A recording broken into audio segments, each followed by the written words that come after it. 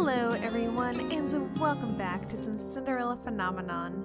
So I have decided to try and do a daily upload of the series until it finishes. I have a lot of series on my channel going on right now, and if we can wrap up at least one, I will be very happy. So I guess we'll just get right back into it. It's been like 2 weeks. Oh no. Oh boy. Okay, so I wake up slowly, the dream somehow still clear in my mind. A dream about Waltz. Was that a memory? I shake my head before I glance at the clock, stopping to stare at the time. How is it already this late? Princess? Waltz? The door opens and Waltz walks in, inside with a tray of food. He sets it down by my bedside as I stare back at him in shock. You're finally awake. Waltz, you're supposed to be in bed. I'm only injured. I'm not invalid, Princess. But I'm fine, Princess. It's not like you to worry so much. I respond to his smile with an exasperated sigh. He will never heal properly if he doesn't stay in bed. Here, I wanted to give this to you yesterday.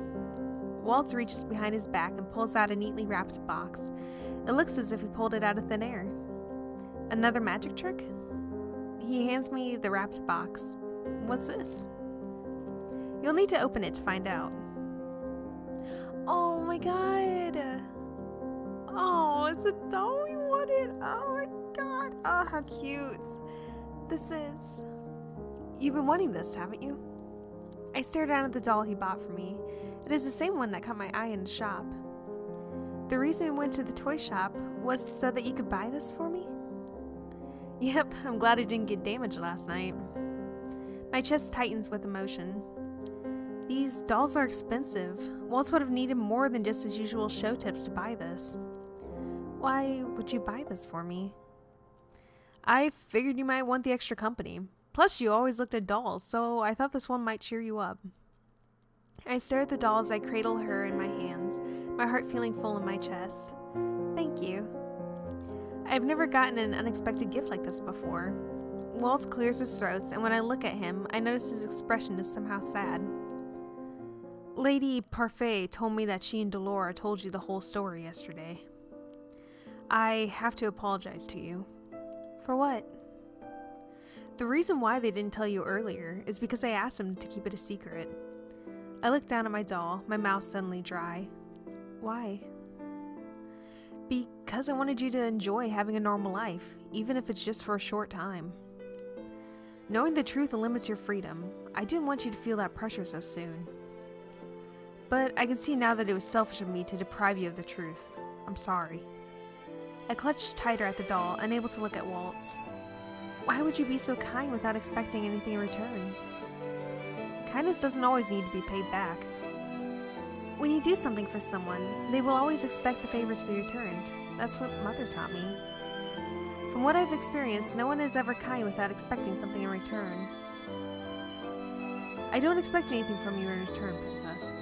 Sorry, that music is blasting in my eardrum. Good lord. Just turn that down a little bit. But how can I know for certain that you are speaking the truth? Well, you can't. No matter what someone's true intentions are, their actions are always up for a different interpretation. So it'll be up to you to judge their actions.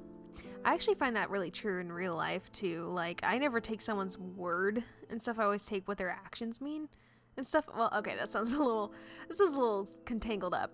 But like, actions speak louder than words is what I'm trying to get to. So yeah, only you can decide whether to believe or not to believe in me. I pull my knees to my chest, curling up around the doll. I still don't understand how you can be so kind to me. You told me yourself that it was a Tenebraean barrier that cursed you. That means my mother. Your mother was a witch that took away my magic and sealed it in Neverland, but that does not mean it is your fault that I am cursed. You are more than just Hildred's daughter, Princess. You are your own person, and I know for a fact that you are capable of more goodness than Hildur ever was. Waltz gestures towards my necklace. You're only 2 good deeds away from breaking your curse. I would not have accomplished the first one without your help. In fact, I have done nothing to help you break your... My voice trails off as my thoughts begin to come together. Waltz, to break your curse, you need to find Tinkerbell and Neverland, right? What do they look like? Neverland is a gold box with a carving of wings on the top, and Tinkerbell is a matching key. I sit up abruptly. We have to go to the palace. Waltz stares at me, his expression clearly perplexed. What? Why? Because I know where to find Tinkerbell and Neverland. Yay! Oh, how exciting! Oh god, adult Waltz kills me. Ugh. Ooh, how pretty. Oh, they even got like the lighting effect on the... Oh god, so pretty, so pretty. Waltz's description of Neverland and Tinkerbell was enough to jog my memory. A long time ago, Mother gave me a box and a key that matches Waltz's earlier description perfectly. She gave me strict instructions to hide them in my room and to never let anyone else have them. I never questioned Mother's orders and kept both the box and key tucked in one of my drawers. I'd forgotten I even had those things until Waltz mentioned them.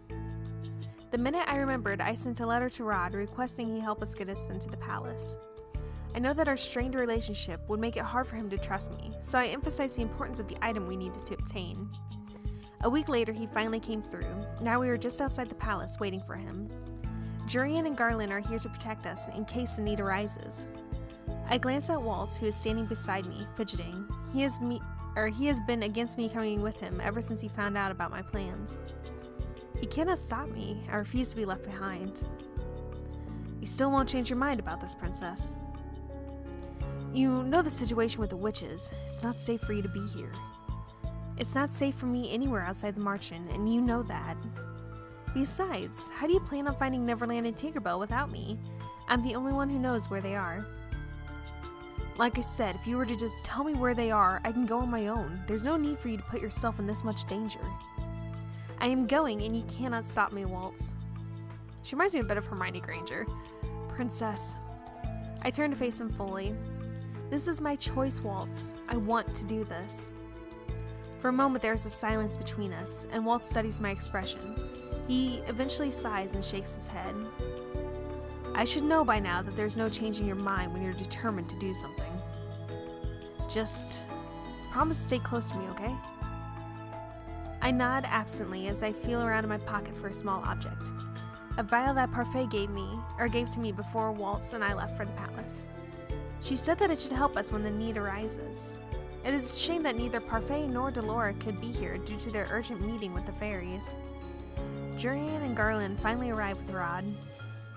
Ready? I can only nod and reply. Hopefully nothing will go wrong. We make our way through the secret passageway. I've heard about this secret passageway from the king before, but this is the first time I've ever been in here. They say that this was built as an escape route should the need to evacuate the royal family arise. Only the commander of the Order of Calderia and the king would know about this place. Rod, how do you even know this place? How did you get a key? I thought only the king and Sir Alcester had copies. It was Lady Parfait who showed me this place and gave me the key. I can't leave this palace unattended on normal circumstances, so she suggested I go through here whenever I needed to get to the Marchen. Then, how was she able to get a copy of the key? You should ask her that yourself. Anyway, you haven't even told me what you needed from your room. It is an item that will break Waltz's curse. I see. Why did it take you so long to respond to my letter? The palace has been on high alert since last week. Why? Rod stops and looks at me. The hesitation is clear in his eyes. Did something happen? A week ago, the king received a letter, a warning. A letter? It said that 3 days from now, the king will be judged and convicted. His crown will be given to one more worthy. I stare at Rod with slow understanding. 3 days from now, but that date. Your 18th birthday. I continue to stare at Rod in disbelief. This cannot be a coincidence. But a new king. Do you think someone is specifically targeting my father? We all know that the royals are always in danger. But this threat has made the king especially nervous. Are the witches involved in this? The silence that falls within the tunnels is heavy. They think there is a good chance they must be. That's why the Order of Calderia has tightened security. We continue to walk in silence. Eventually, Rod points to something ahead of us. Here we are. The dim light of the tunnel illuminates a rusted door that leads into the palace. Ooh, pretty. Rod looks around wearily, while Waltz and I quickly duck into the shadows of a column. The guards will be doing their rounds on this side soon. We need to hurry. Right. The hallways are thankfully quiet as we traverse them. Rod did a good job of scoping out the times of patrol. Eventually we reach my room. I stop at the door to my room, suddenly overwhelmed by nostalgia. It's been so long since I've been in my room. Is this, oh gosh. I remember how to pronounce this, but I forgot. Emmy's room now. No, by the king's orders, your room has been untouched since you were cursed. Then, what has become of this room? I look at Rod in shock as he studies the door to my room with a complicated expression on his face. I think Mazer's sent in here to dust occasionally, but otherwise everything should be as it was before. But why would the king keep this room as if he doesn't remember me? I turn back to the door thoughtfully, then glance at Rod. We can handle the rest. You should leave before you draw unwanted attention. I do not want you to get in trouble.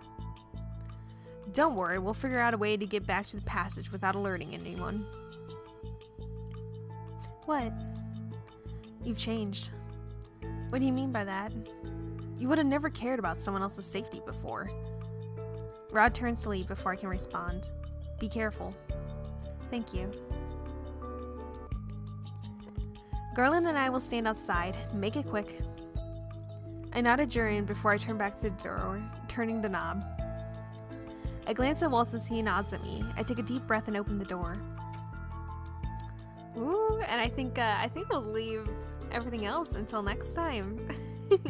So I will talk to you guys tomorrow in the next episode. Thank you guys so much for watching, and until next time,